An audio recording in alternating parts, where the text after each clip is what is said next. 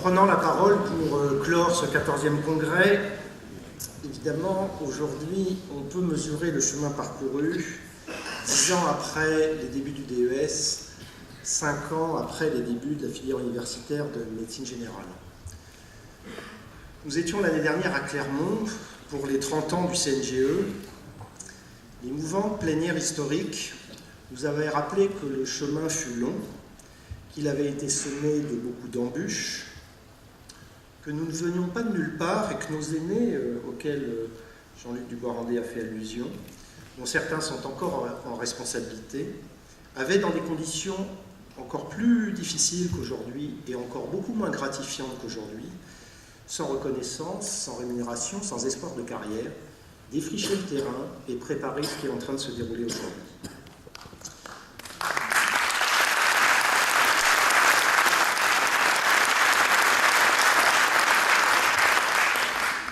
Qu'il me soit permis ici de rendre à nouveau hommage aux 2 présidents du CNGE qui nous ont quittés récemment, Jean de Butler et Albert Hersec.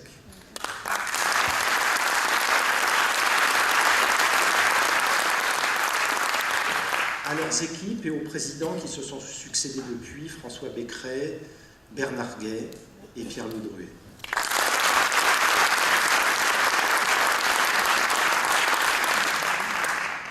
Le ciment de tout ce travail, de toute cette construction, réside dans l'idée dont je parlais dans la plénière d'ouverture, prendre soin du patient dans un système vertueux. Au-delà de cette idée, la médecine générale fait appel à une conception de l'homme et de la santé qui traduit en fait opératoire, concret, quotidien, la réflexion éthique sur la bienfaisance et sur l'autonomie du patient. Nous avons des difficultés au sein du technicisme de l'évolution, de la marchandisation de la santé, à rassembler l'homme morcelé dont on scrute toujours plus loin et plus efficacement la morphologie, la physiopathologie, la biologie, la génétique de ces différents organes. Ces techniques qui sont utiles, voire indispensables à l'individu, à condition de servir vraiment son intérêt, et utiles à ses thérapeutes, peuvent devenir une finalité comme une tentative ultime de tout savoir, mais d'un savoir qui reste en miettes.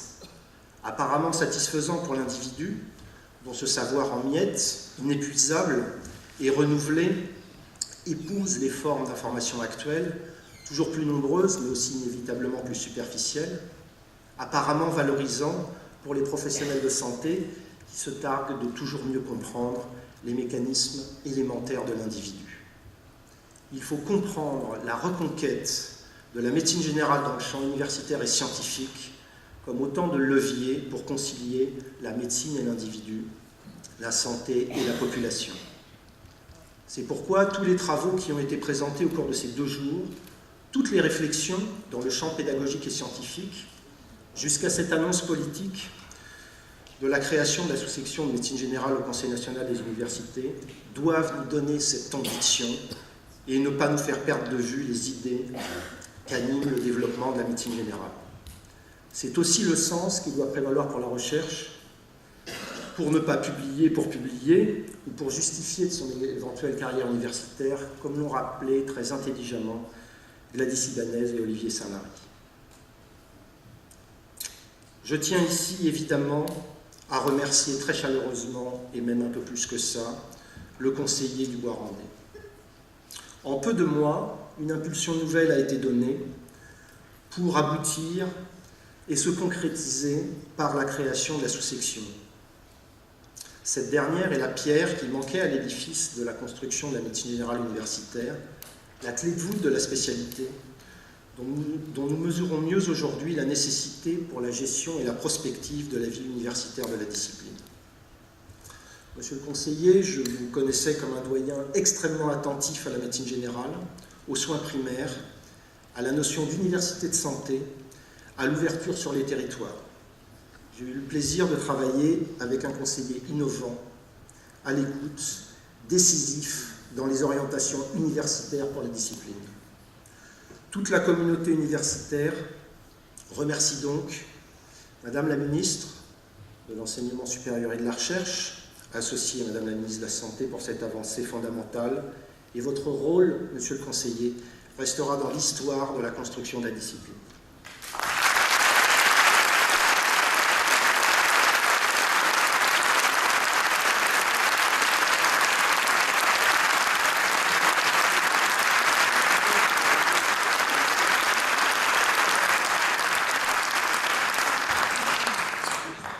Pour autant, comme je le disais en ouverture, l'intérêt et même la compréhension de la médecine générale est parfois au mieux comprise dans le monde de la santé et dans les ministères de tutelle. Dans le monde de la santé, elle ne se traduit pas ici en fait opératoire, et l'organisation du système, dont le meilleur reflet est l'assurance maladie, continue de mettre l'accent, voire les moyens, sur l'homme morcelé. Nous avons donc encore à gagner des batailles d'idées, sur de multiples fronts. Mais quand on a assisté à ces 2 jours de congrès, on ne peut qu'y trouver des sources de motivation supplémentaires et des raisons de continuer à avancer. Il faut, pour que les succès soient au rendez-vous, compter sur des équipes solides qui travaillent le plus souvent dans l'ombre. C'est pourquoi je voudrais remercier particulièrement le bureau du CNGE. J'y reviendrai demain lors de l'Assemblée générale à laquelle tous les nombreux membres du CNGE se donnent rendez-vous.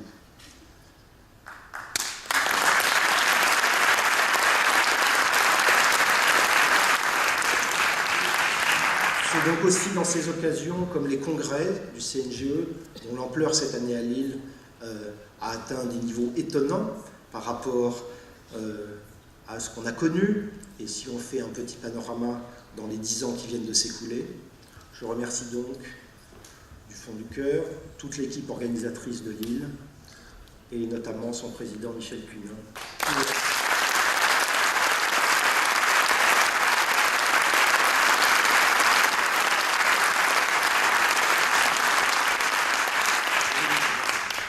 Je remercie, et je vais être bref, et ils m'en excuseront, tous ceux qui ont participé à l'organisation et au succès, à la grande réussite de ce 14e congrès. Merci spécialement à Michel Durade, qui est toujours l'âme de ce congrès.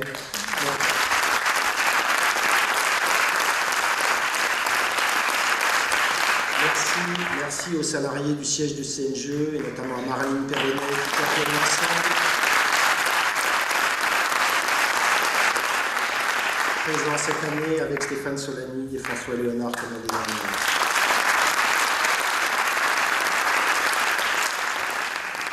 Donc, un mot pour finir, parce qu'il ne faut pas que les merci s'éternisent trop longtemps, mais je tiens à remercier bien entendu le comité scientifique présidé par le toujours sémillant Christophe Bercout,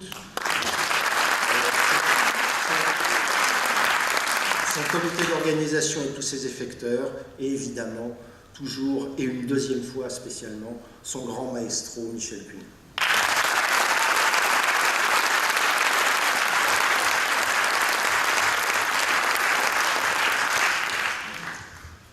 Vous pourrez dire plus tard, j'y étais, à la plénière de clôture du 14e congrès du CNGE à Lille, où fut annoncée la création de la sous-section. J'imagine le futur président du CNGE qui citera Vincent Renard parce qu'il était là à ce moment-là. Ça ne doit pas nous faire oublier que les principaux enjeux, comme le rappelait Jean-Luc Dubois-Randé, sont à construire. Merci à tous pour votre présence, votre formidable travail, et rendez-vous à Dijon en novembre 2015. Merci à vous.